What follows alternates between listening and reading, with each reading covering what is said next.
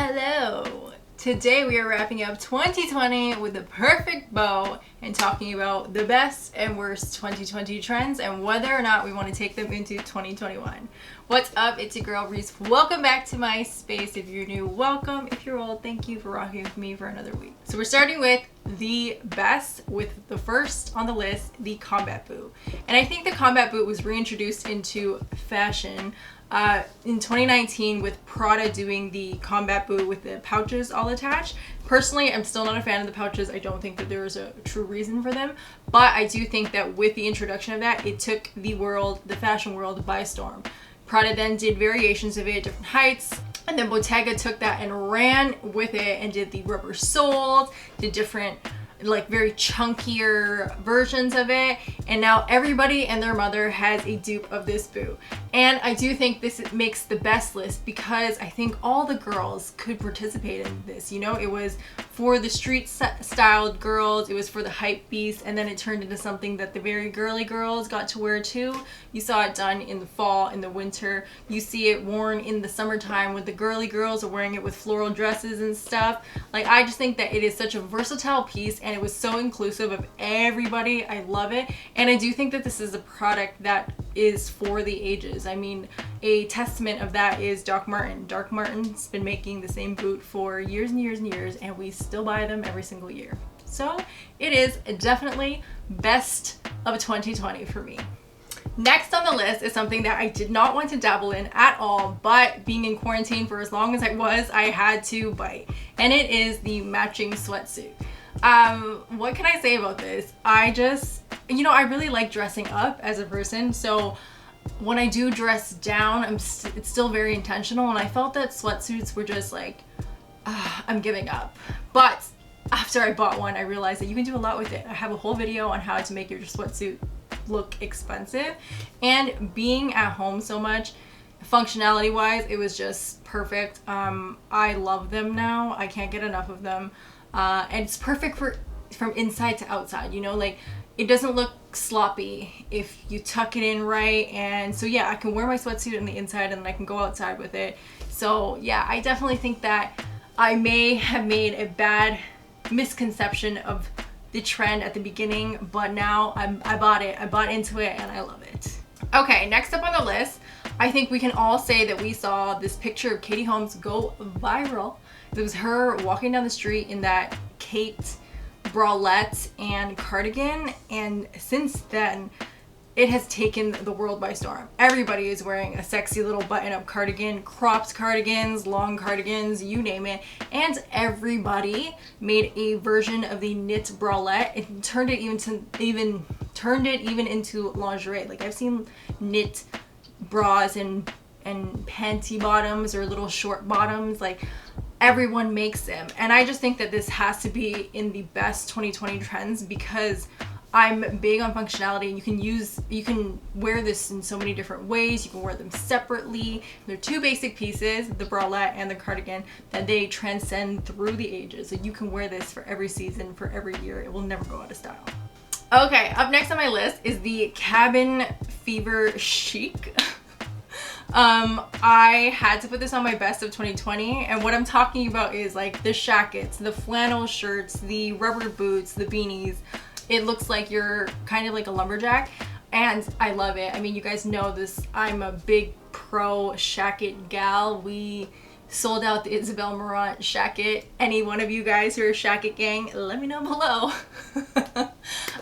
We love the shacket, and I just think that though this got a lot more trendy this year, the styles, the patterns have shown in history that they've shown that year over year they're still very wearable. So yes, we didn't have full plaid jackets, the long ones before, but we were wearing plaid flannel for years and years and years. So I think that this will transcend throughout the years, and so absolutely had to make the best of 2020 list. Okay, next up on my list is luxury loungewear. And you guys know I'm a big robe gal, I have a big robe collection, so that without a doubt was something that was a yes for me. But how do we feel about the luxury pajamas? Things like Daily Sleeper that have the feather ends, like the pant ends and the arm ends. I haven't bought it yet, but I keep seeing them and I'm almost convinced. So let me know below in the comments what you guys think about luxury loungewear. Is it a win or is it not? But I've seen it done so well. And I think there's something to be said about a piece that can be worn inside and outside. So it doesn't look sloppy, you know? It doesn't look like, oh my gosh, she's wearing her lingerie outside. It's not one of those. It's one of those like, wow, she really makes that look good. Like I've seen it done so well. So I think I have to put luxury loungewear as something in the best of 2020 and something that I'm into seeing into 2021. And I might even buy the feather lounge sets. Well, let me know what you guys think.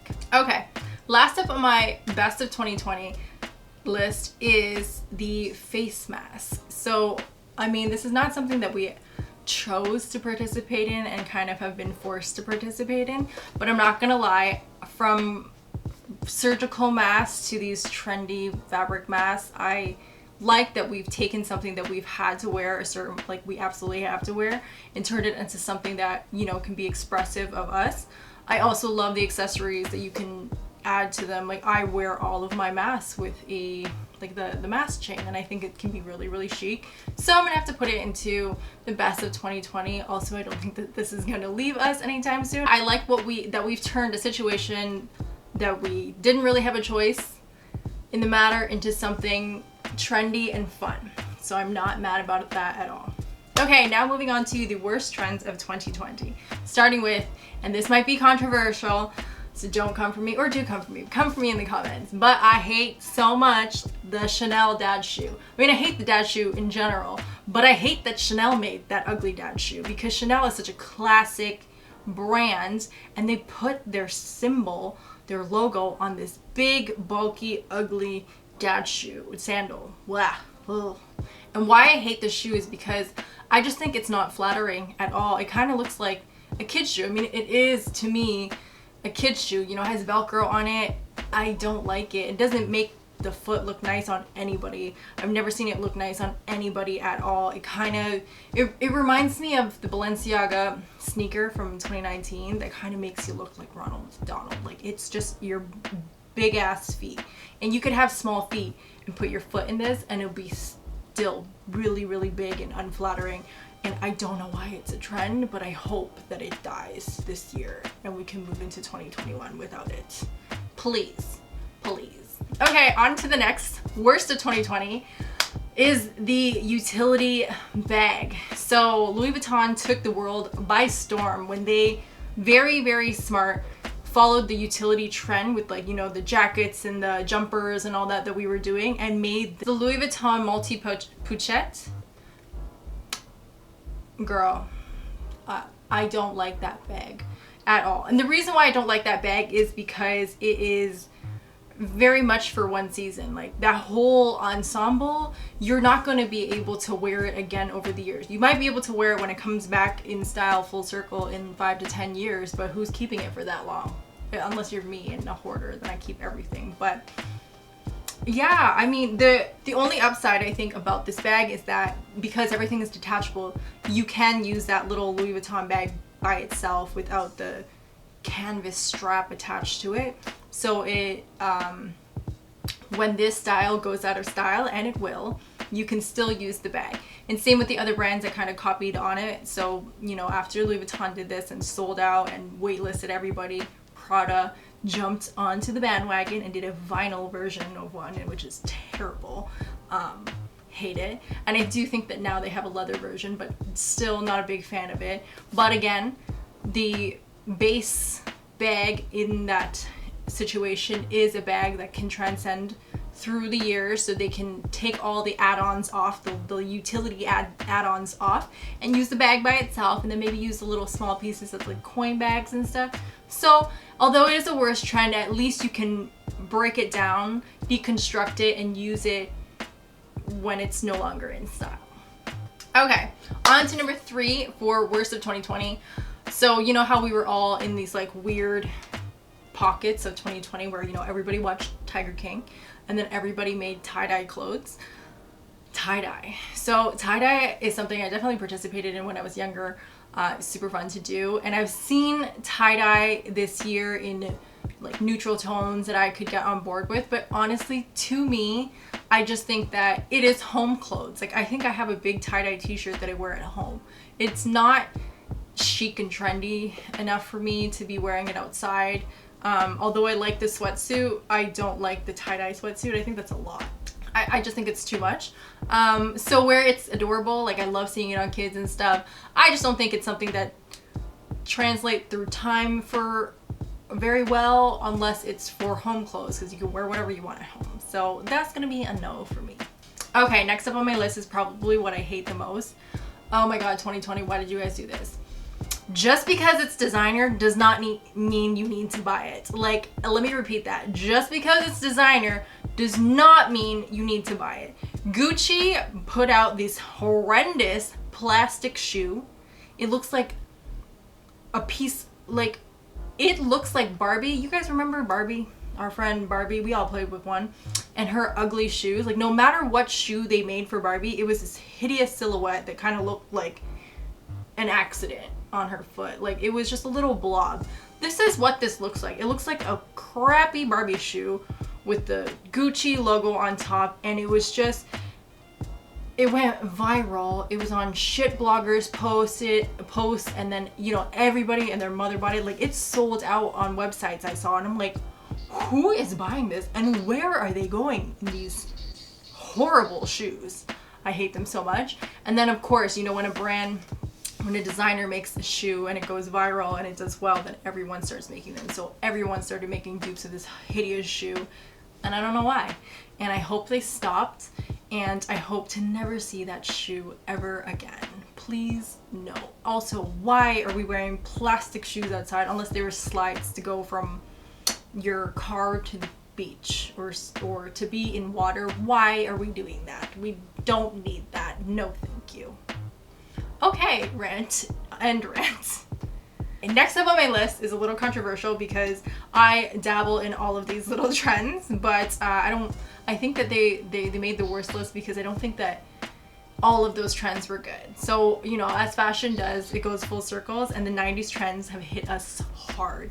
And because of Princess Diana, like everything Princess Diana did ever or wore ever this year was pushed out into the world. And that between Harry Styles, I think it was Harry Styles, wearing a Princess Diana ugly sweater, like a dupe of one that she wore, and Hailey Bieber doing an entire spread of different Princess Diana outfits, like the university or the college crew neck sweaters, and you know, like the sweater vests and sweaters on top of collared shirts. Like that took the world by storm, and you saw bloggers recreate it, like the white button-up shirt with sweater vest on top as like a dress with high boots went super viral.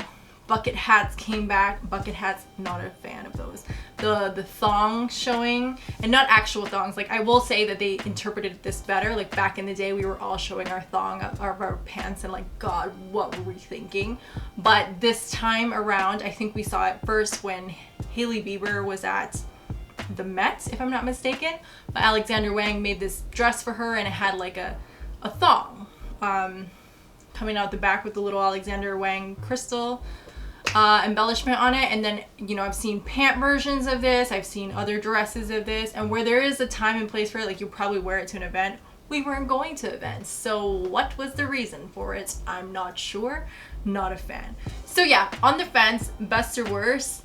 I'm gonna put it in the worst of 2020, but I don't hate it all. I actually participated in some of it, so jail for me, I guess. What do you guys think? You like the 90s or you don't like the 90s? Let me know below in the comments. Okay, last on my worst of 2020 list has to be something, of course, that I absolutely participated in, the mini bag. So you guys saw I did a review of actually 2 mini bags this year. So I did the Bottega clutch, which I wouldn't include in this because it's a good evening clutch. But the Jacquemus bag, that mini bag, I love it. I still love it, and I will love it forever. But the mini bag, is it worth it? No, it's not. Unless you're using it as an accessory like a bracelet and not at all for functionality, it is not worth it. And then people made them smaller and smaller. Like we saw Lizzo on the red carpet with this teeny tiny Valentino bag that carries what? Like nothing at all. So like pointless, yes. Cute as hell, yes. Had to make it to the worst of 2020. But also think that if you like it as a trend, absolutely dabble in it. Girl, why not? Well, that's it for me, guys. I hope you guys enjoyed the video. Please let me know below in the comments what your favorite trends were and what your least favorite trends were of 2020. And give me a thumbs up if you enjoyed the video. And that's it. I'm gonna see you guys in 2021.